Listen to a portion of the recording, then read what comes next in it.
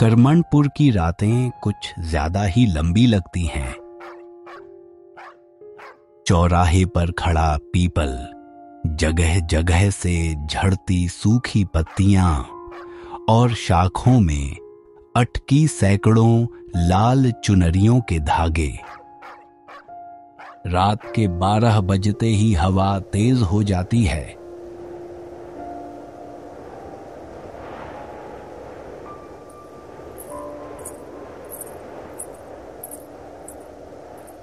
लोग कहते हैं, जिसे ये पेड़ एक बार पुकार ले, उसके कानों में उम्र भर वही रोना बजता रहता है। शहर में पढ़ा लिखा अमन बरसों बाद अपने गांव लौटा है। स्कूल में उसकी पोस्टिंग हुई है। रात को ऑटो रिक्शा से उतरकर वह सीधे चौराहे से गुजरता है।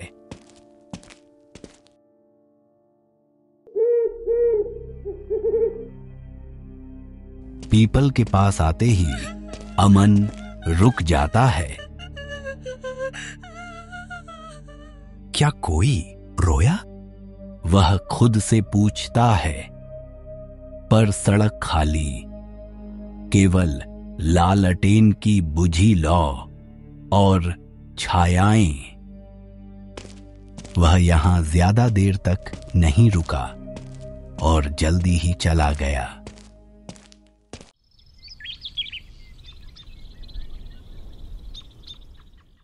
सुबह होते ही अमन सुनील के साथ चाय की दुकान पर, वहां बैठे बुजुर्ग फुसफुसाते हैं।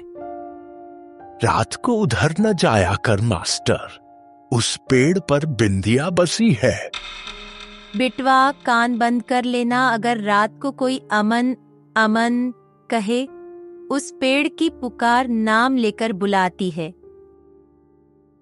दिन में पीपल शांत, धागों में बंधी सैकड़ों मनौतियां, चूड़ियां, कौड़ियां, नींबू मिर्ची। अमन को तर्क समझ आता है। सुझाव है कि रात को वहां मत जाना, मगर जिज्ञासा चुभती रहती है। दूसरी रात अमन और सुनील जेब में टॉर्च और फोन लेकर चौराहे पर पहुंचते हैं। घड़ी 12 पार करती है। हवा अचानक ठंडी। आमन, आमन, आमन। सुनील पीछे हटता है। नाम लेकर बुला रही है। अमन का दिल धड़कता है, पर वह फोन रिकॉर्डिंग ऑन कर देता है। पीपल की सबसे ऊंची डाली से कोई लाल ओढ़नी जैसी चीज लटक रही है, जैसे आधी फंसी आधी हवा में।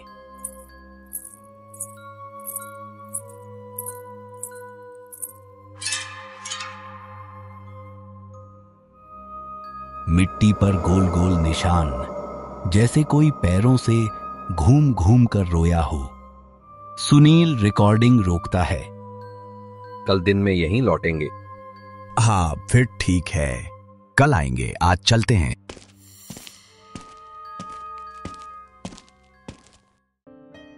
धापा काकी मुंह में पान दबाए भारी सांस लेती है।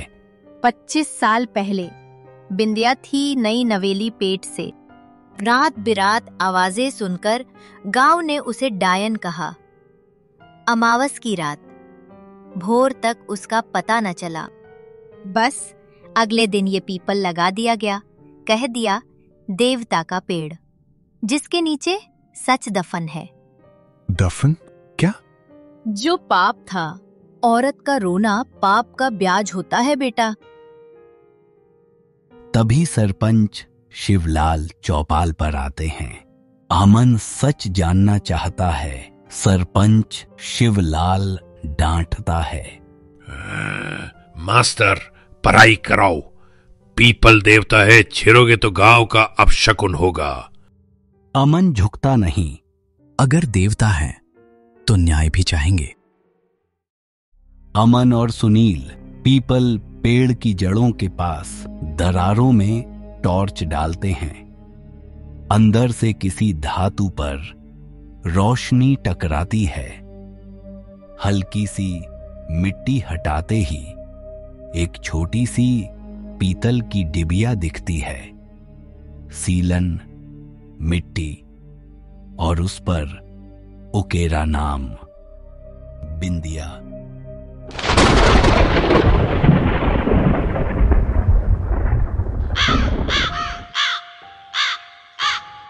डिब्बा बंद है, पर उसके संग एक टूटी चूड़ी और काली पायल का टुकड़ा। अमन फोन की रात वाली रिकॉर्डिंग बजाता है। धीमे धीमे बढ़ाकर सुनते हैं। शिवलाल, शिवलाल। सुनील हैरान है। ये तो सरपंच शिवलाल का नाम। अमन के भीतर ठंडी लहर दौड़ती है। क्या बिंदिया उसी से न्याय मांग रही है? अमन अकेला पीपल के पास जा खड़ा होता है। अगर तुम चाहो सच बाहर आएगा। सरपंच पीछे से आता हुआ दिखाई देता है।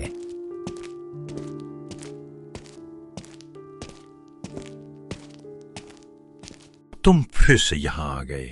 मैंने तुम्हें चेतावनी दी थी कि इस पेड़ के पास मत आना। अमन डिब्बा और चूड़ी दिखाता है। शिवलाल का चेहरा ढह जाता है। उस रात पंचायत के दबाव में मैंने उसे मनहूस कह दिया। सच यह है कि पंचायत के लड़कों से बचते हुए वो पुराने कुएं में गिर गई। हम डर गए, चुपचाप कुआं पाट दिया और ऊपर पीपल रोपा ताकि कोई खोद ना सके। तभी ढापा काकी पहुंचती हैं। अब एक ही राह है, 7 गांठें खोलनी होंगी।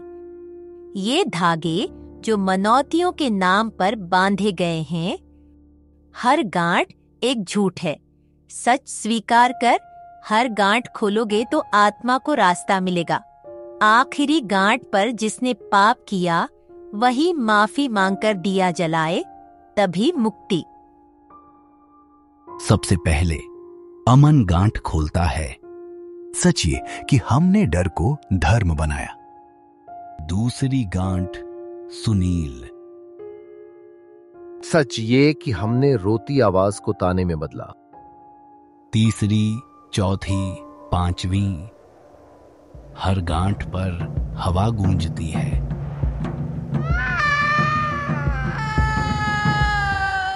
छठी गांठ पर ढापा काकी। सच ये कि मैंने देखा पर चुप रही।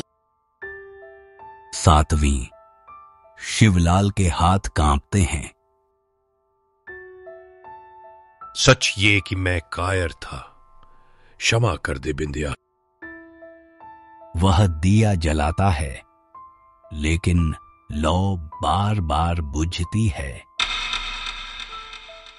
अमन दिया अपनी हथेली से ढक कर जलाए रखता है। उसकी हथेली जल जाती है। तभी एक औरत गोद में लिए बच्चा प्रकट होती है। बिंदिया की आवाज। मेरे बच्चे का नाम कभी रखा किसी ने? अमन, अधजली हथेली, कांपती आवाज। आशा। बिंदिया की आंखों में पानी चमकता है। हवा जैसे रुक जाती है। तभी धीरे धीरे बिंदिया और उसके बच्चा गायब हो जाती है। रोना थम जाता है। पीपल की पत्तियां एक साथ झुकती हैं, मानो प्रणाम। लोग नीचा शब्द। चौराहा पहली बार सुकून महसूस करता है। सुबह गांव वाले चबूतरे पर दीप रख कर लौटते हैं। अमन स्कूल की ओर जाता है। वहां बरामदे की दरार से उगा नन्हा सा पीपल का पौधा हिलता है और बहुत दूर बहुत हल्की लोरी। अमन धीमे से मुस्कुराता भी है और सेहर भी उठता है। कुछ आवाजें रुकती नहीं, वे स्थान बदल लेती हैं।